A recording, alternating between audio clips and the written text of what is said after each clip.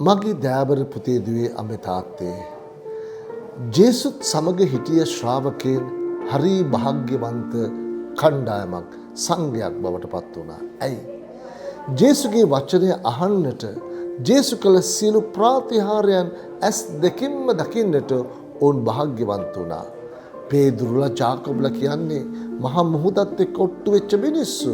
හැබැයි මේ මහා මුහුදත් එක්ක ඔට්ටු වෙච්ච දීවරයෝ ජේසුගේ වචනය අහන ප්‍රාතිහාර්ය ජනතාවක් බවට පත් වුණා. අන්නේ නිසයි ජේසු කියන්නේ ශ්‍රාවකයන්ට ඔබ දකින දේ දකින්නට ඔබට තියෙන මේ ඇස් භාග්‍යවන්තයි. මේ අහන දේ අහන්නට වරම් ලැබූ ඔබගේ කන් භාග්‍යවන්තයි කියලා. ප්‍රමන්ත පුතේ දුවේ අම්මේ තාත්තේ ජේසුගේ ප්‍රාතිහාර්යයන් ශ්‍රාවකයන් පමණක් නෙමෙයි ඔබත් මාත් අද දවසේ අත්දකින ජනතාවක්.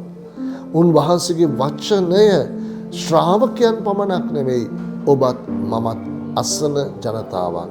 හැබැයි එම වචනය අසමින් භාග්‍යවන්ත භාවය අයිති කරගන්නට නම් ඒ වචනය ජීවත් කරන්නට අපි යොමු විය යුතුයි.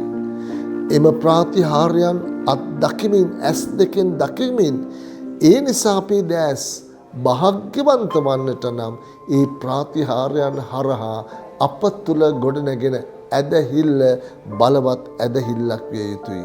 අන්නේ නිසා උන්වහන්සේ ඔබව මාව කැඳවනවා.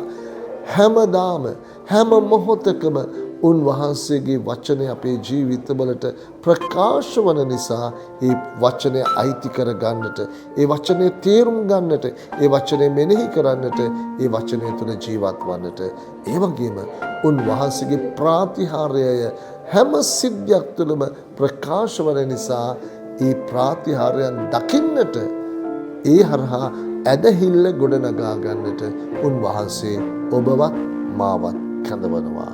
අන්නේ ඇදහිල්ලක්, ඒ ඇදහිල්ලේ ජීවිතයක් අපි ඉල්ලා උන්වහන්සේට මොර ගසමු. ජේසු පිහිටයි.